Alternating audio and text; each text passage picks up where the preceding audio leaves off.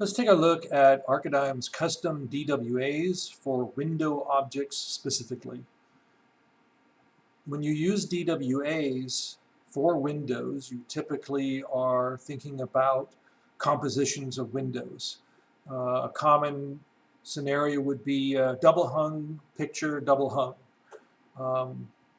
It's something that does not come in AutoCAD Architecture by default.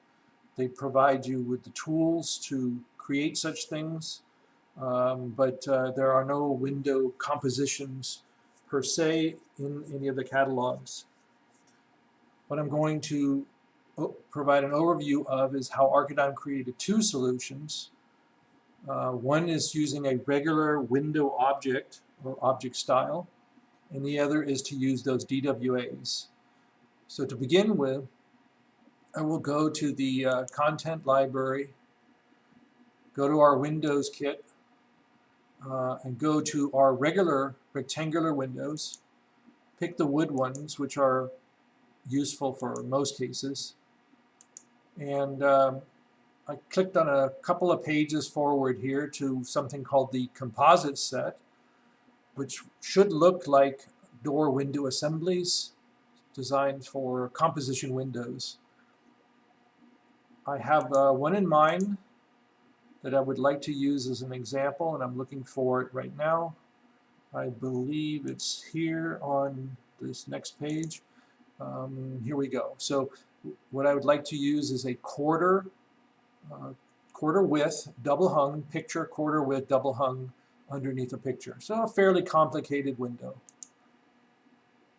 I'll pop it into this wall that I've already placed on my screen and hit enter.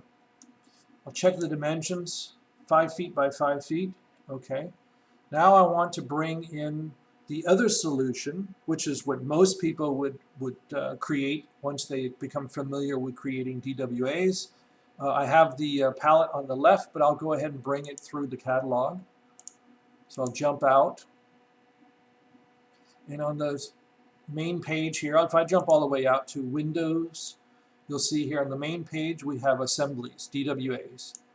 So if I hit next a couple of times, I should find that same window,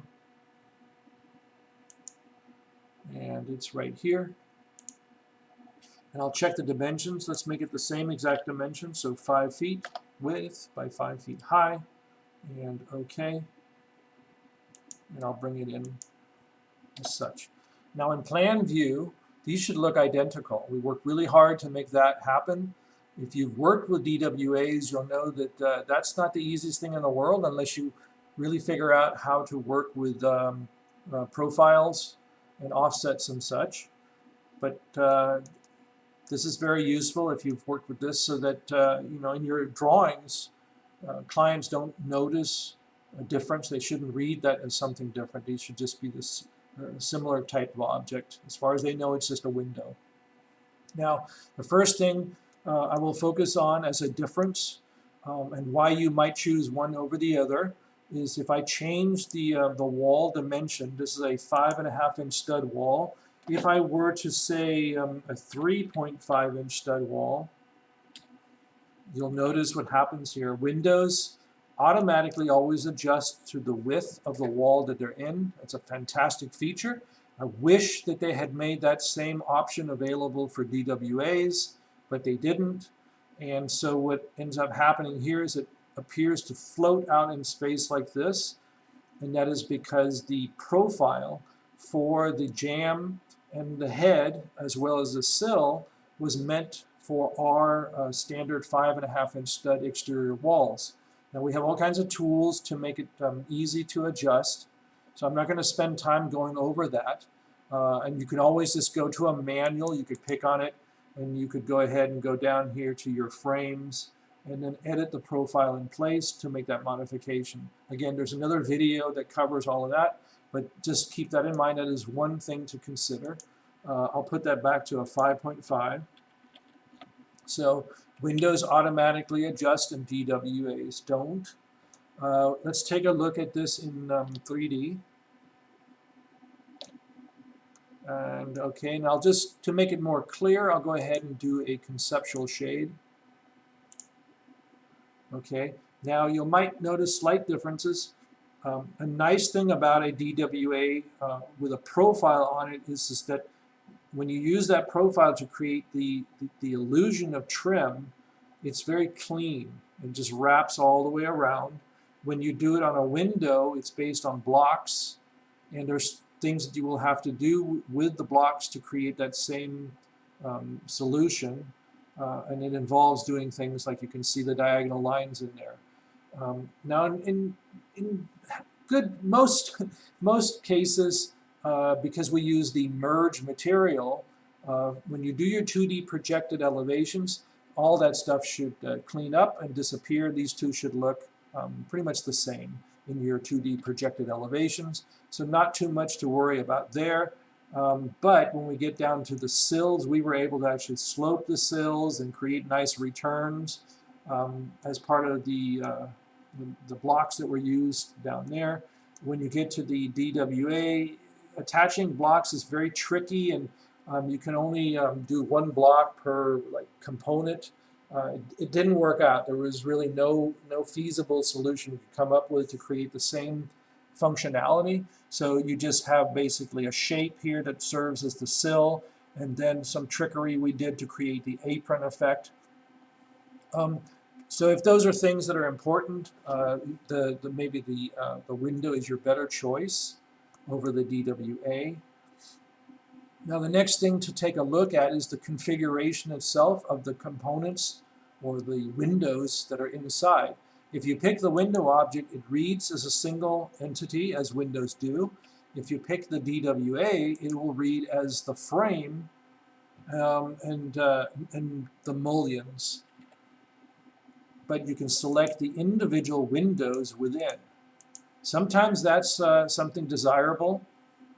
If you're testing different configurations where all the dimensions are the same, but you want to see what if this was a casement, what if this was a picture, that kind of a thing. So that's something else to consider. Also now when we take a look at the next part, before I go on to that, when you schedule these things, you could schedule a DWA's windows. These could all be scheduled individually, or you can schedule the DWA as just a single assembly where you don't have that choice. A window will schedule as a window. Of course, the naming of that is what you'll see in the schedule, so we named it accordingly, so it'll show up in the schedule as a quarter, double hung, so on and so forth.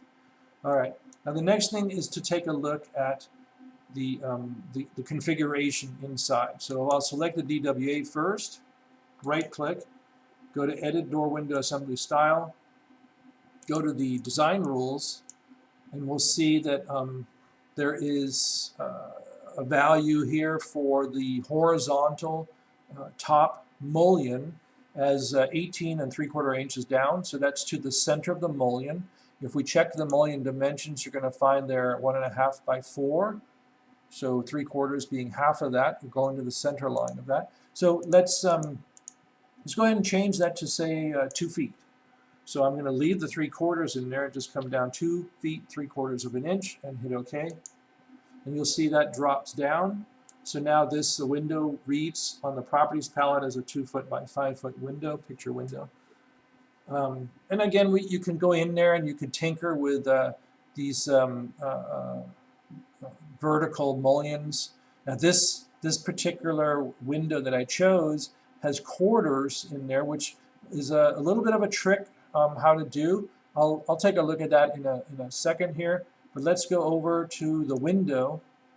Now, if you right-click and edit the window style, you're not going to find anything in here that relates to those mullions and individual windows because that's not something that's offered in a regular window style. However, if you go down to the display properties and take a look at any of these that are overridden, you should notice if you go into it, I'll pick the one that's current model.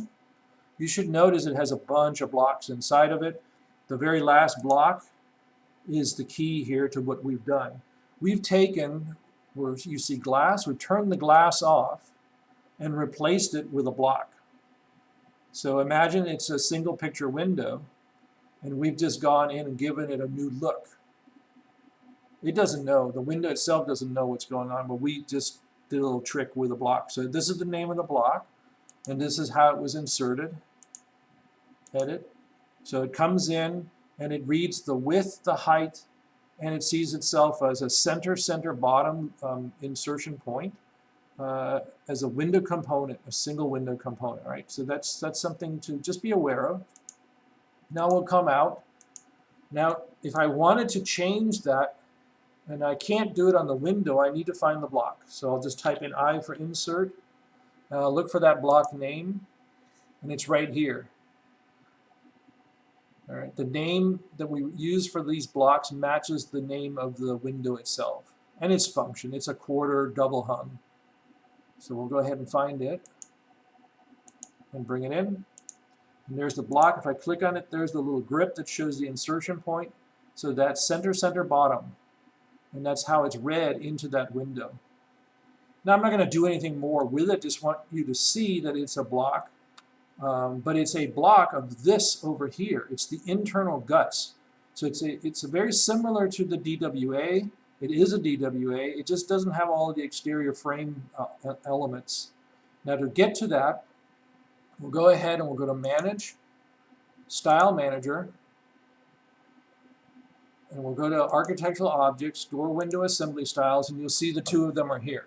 So we separated or differentiated the actual object from the block object by using underscores for the block objects and dashes for the styles objects. So this is an actual DWA being used for what the name indicates, and this one is just for the block. So we'll double click on that, and you'll see that has the same dimensions as the other one. 1 foot, 18 inches of height. So I can go ahead and change this to 2 feet and hit apply and OK. And this should adjust just like the other one did. Now it hasn't adjusted inside the actual window object. That's just a display issue. So we'll just go to wireframe, all right, and then just go back to conceptual, and now you'll see. So these two are looking the same again. So if you know how to work with a DWA, you'll know how to work with what trickery we did to put the DWA inside the windows. And you'll have to just decide. Now, not only is the trim fancier on what we got to do with windows, trim is also different on the outside than the inside. And we got them to look the same, but you can't have different materials. So I can't make this green on the inside or green on the outside and white on the inside on the DWA. I can do that with the window. And again, take a look at some of the other YouTube videos to see how to work with the trim blocks. Now finally, we'll take a look at the other things that you can do with DWAs that you can't really do well with a door window assembly style based on the customization we've come up with here. So if I go to this DWA, I right click and I edit the door window assembly style, I can go to shape and I can set this thing to an arch. And like that. Now if I go over here and do that on the window and I set that to an arch, this is what happens. So it does reshape as windows do, but because of the way we attach the blocks to the windows, there was no option in there to have it follow the shape or the curvature. It just reads every window as a rectangular form. We attached the blocks and used scale to height or scale to width. And then there was simply nothing in there for curves or trapezoids. It got a little complicated and disappointing, actually, that you couldn't just wrap a window. It should have been part of the original design. In fact, we shouldn't have had to create trim at all, but here we are. And so be aware that in cases like this, we really didn't have good solutions. We have some manual trim that you can just attach to its trim alone, but really you can see a DWA just does this very nicely. Now, because you can see that the smoothness is a little off, there's a great setting in AutoCAD Architecture, Facet Dev, and I would just put it to 0.01 to fix that. Okay, so that's another example of how a DWA might be the better choice over the window choice. Now that I've changed the shape here, you can start to see some other issues. The door window assembly has a rectangular window inside of it. And actually, so does this one over here, because the block has that. But we really can't go much further on that one over there. But this one we can fix this. One of the things that I would do in this scenario is I would probably just pick here. I would right-click on that, and I would go ahead and say Copy Window Style and Assign. And I would go ahead and change the name to DWA Picture Art. I would say Arch. And for design rules, I would go ahead and set this to Arch. It's still a picture. And might do some other things in here, I'm not sure, but that's a good start. All right, now that I've done that, I'm going to go ahead and pick the DWA, right-click, go down here, and I'm going to make sure it uses that. Just because I assigned it, it's only temporary. Until it sees it as an infill, it's not going to do it. So this infill top window needs to be set to the one I just created here. Okay, and okay. And then let's go back out to wireframe. And if I readjust this, it might auto-adjust. Let's do like a width of 4 feet. And I think it just no, it didn't. Okay, and let's try a height of 6 feet. No, it's not going to do that. So I'm pretty sure it would do it if you bring it in from new, but I'll just go ahead and fix that by going inside and adjusting the rise to, I think it was 2 feet or so. All right, let's take a look here in front view. There we go. So because I've done some other tweaks in here, what's the rise? Let's make the rise 2 feet. There we go. So now that matches up. It's just that because this is a window sitting, it's a window sitting inside what you've defined on the outside. You need to match up the width, the height, and the rise of those two things, and then it'll understand what you're doing. All right. So the other thing that you could, since this is a DWA, you could do the same, but you're still never going to get around the trim issue.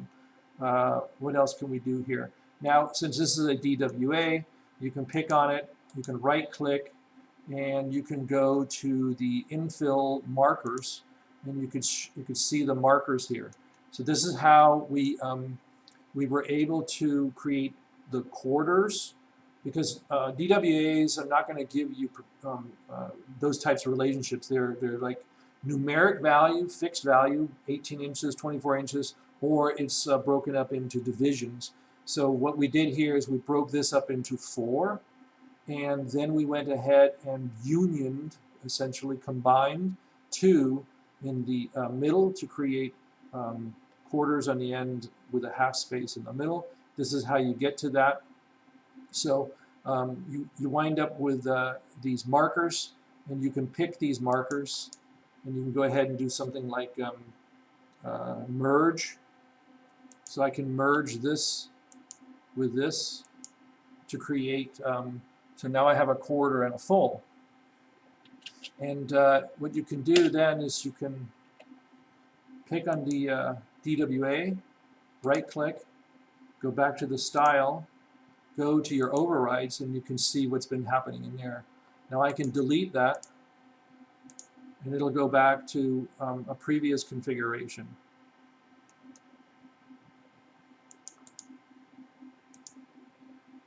Okay, so we're good on that. And let's see if I can get this thing to go all the way back out to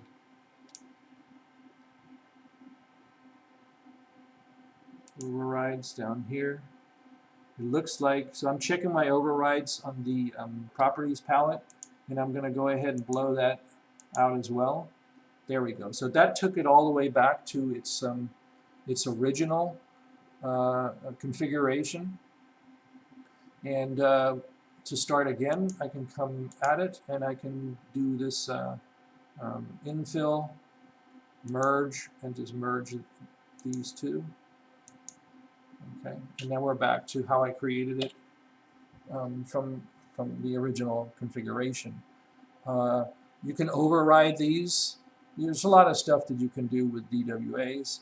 You should be able to create, starting with any of our examples, and we have a lot, you should be able to tweak and modify these to match whatever assembly configurations you need. Now, the objects that are within are real windows. So if you go to Window Style, you'll notice that we've used the prefix basically here of DWA for all of these. So these are windows that are meant to be used inside of our door window assemblies. If I go to that door window assembly here, and let's see, what do we have? We have a picture on top, for example. Well, we did have a picture, now we have a picture arch. Let's try the double hung one. So here we have the double hung that's sitting inside, and it's set to double hung, so everything there is normal. But you get to the dimensions, and you'll see we've taken out the frame, because the frame is basically being provided by the DWA. All right. So that's a quick overview of two solutions we've come up with for windows that have trim in AutoCAD Architecture. So one is a regular window with custom trim, and the other one is using a DWA. And now you know some of the basic differences between the two to decide on which one is preferential for working within your projects.